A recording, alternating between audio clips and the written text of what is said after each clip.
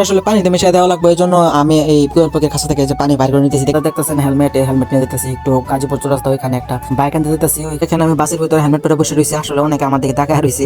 শীতের দিন আসাতে কোয়েল পাখিগুলার ভালোই ঠান্ডা লাগছে। আজকের আসলে কোয়েল পাখিগুলারে ঠান্ডার একটা ডোজ দেবো আজকের ভিডিওতে, এটা দেখতে পারবেন আপনারা। আসলে 3 দিনের ডোজ দিতে হয়, একদিনে ওষুধ খাওয়ালে কোনো কাজ হয় না।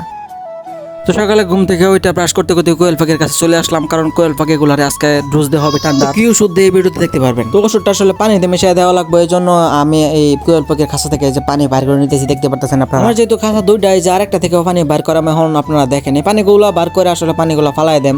ফালাই দেওয়ার পরে আধা ঘন্টা 1 ঘন্টা পরে আবার নতুন করে পানি দেন, তখন পানির সাথে ওষুধ মিশিয়ে দেন। আর এখন আপাতত বেশি করে খাবার দিয়ে দিই, আর পানি আরো 1 ঘন্টা পরে দেন। মাত্র এই যে পুরান পানি বাইর করলাম, এখন সাথে সাথে যদি ওষুধের পানি দিই তাহলে খাইতো না, এই জন্য আসলে 1 ঘন্টা পরে দিলে আর কি সাথে সাথে খাইবো। তো এখন আছি আমি নয়নপুর বাজার, এই যে হাতে দেখতেছেন হেলমেট নিয়ে যেতেছি একটু গাজীপুর চৌরাস্তা, ওইখানে একটা বাইক আনতে যেতেছি। ওইখানে একটা বাইক দেখছি, এই বাইকটা কালেকশন করার জন্য এখন যাবো। দেখেন আমি বাসের ভিতরে হেলমেট পরে বসে রয়েছি, আসলে অনেকে আমার দিকে তাকায় রয়েছে। আপনারাও বলতেছেন যে এটা কোন পাগলামি। হেলমেট হাতে লিয়ে বসে থাকাতে মাথা দিয়ে বয়ে তা অনেক ভালো, কষ্ট কম হয়। তো চলে আসলাম আমার ডেস্টিনেশনে। যদিও বাইকটা আমাদের এখানে যাওয়ার কথা ছিল, কিন্তু যে কোনো কারণবশত আর ওইখানে যাই নাই, এই জন্য আমি আসলাম।